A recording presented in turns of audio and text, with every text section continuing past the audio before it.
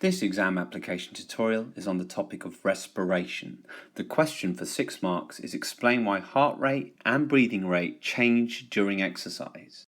Notice how they say why heart rate and breathing rate change. It doesn't say how it changes. It hasn't specified why it increases or decreases. So they've left that for you to say for a mark. So the first thing is, how does heart rate and breathing rate change during exercise?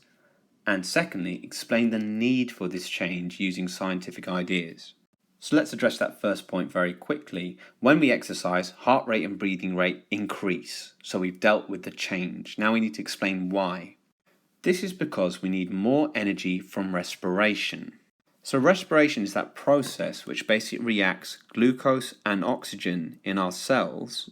So you can see oxygen moving into our cells, glucose moving into our cells, and it produces energy and carbon dioxide and water as two waste products. But the critical thing here is it produces energy.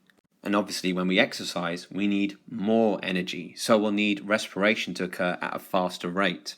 So respiration needs to react oxygen and glucose at a faster rate. In other words, we need oxygen and glucose basically moving into our cells faster and faster and faster.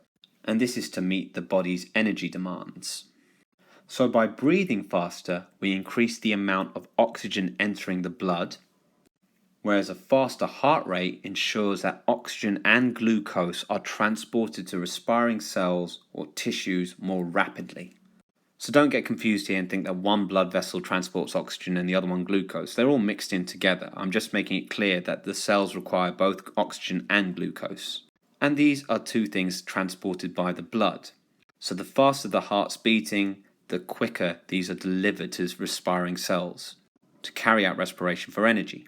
It's also important to note that if we are carrying out respiration at a faster rate, we are also producing waste products at a faster rate in the form of carbon dioxide and water, and these need to be removed from our body quicker.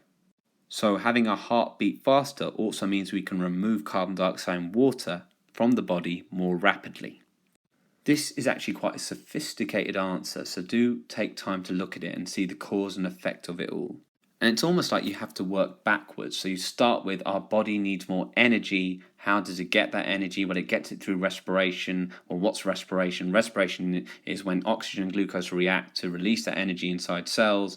Well, then how do we get oxygen? Well, through our lungs. And how do we get glucose and oxygen to our cells? Through our blood. So our heart needs to beat faster.